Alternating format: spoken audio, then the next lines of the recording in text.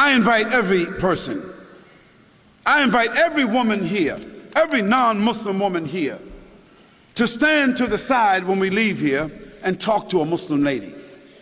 I mean, now, let's not ask Barbara Walters about how Muslim women feel.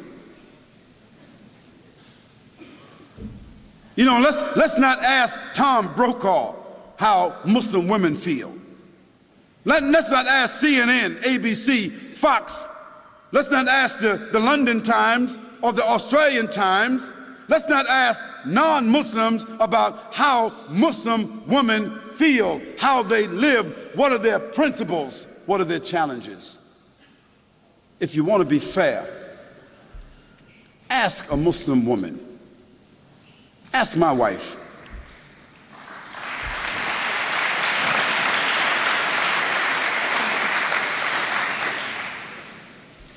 Ask my mother. You see? Ask a Muslim woman that knows her religion, who has a relationship with her Creator, who is stable in her society, understanding her responsibilities, her relationships. Ask her. And after that, I think you should be fair, that you don't need to ask someone else. But the problem is, no one really wants to ask Muslim women.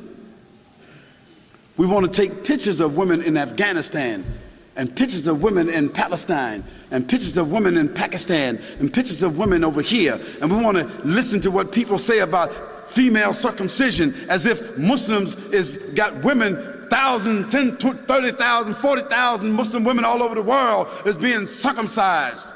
Some crazy Steven Spielberg stuff.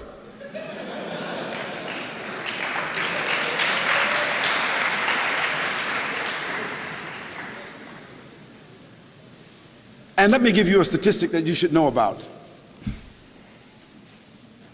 If you take a quota in this room right here, I'll tell you this. Most every Muslim woman in this room will be a college graduate, or is a college graduate, or is very intelligent and very much socially endowed. And within her family structure, we find that women control the wealth more so than men. Now, what does that say to you?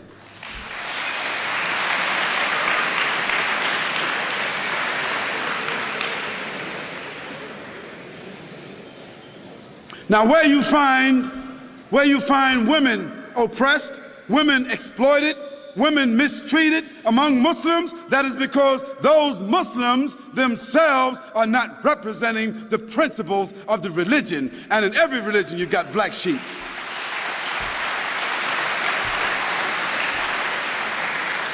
But then again, you can't tell me that the 148,000 prostitutes that walk the streets in the UK, or the 76,000 prostitutes that walk the streets of Holland that have licenses to do so, you can't tell me that all these little young, naked little girls walking around Australia with no clothes on, you can't tell me that they represent liberation.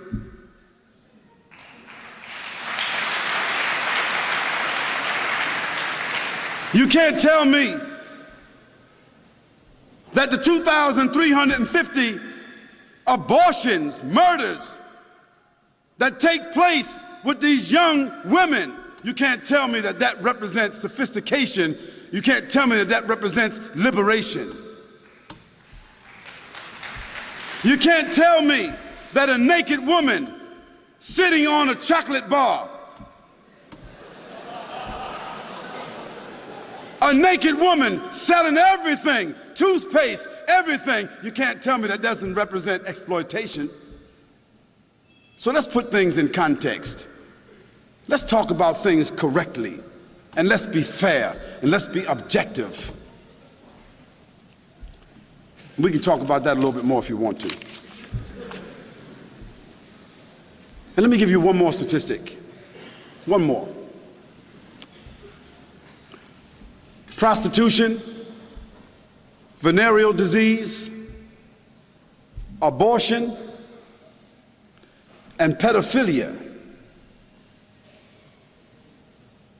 And this horrendous number of children being raped and kidnapped that exists in the Western world. It is almost unheard of in the Muslim world.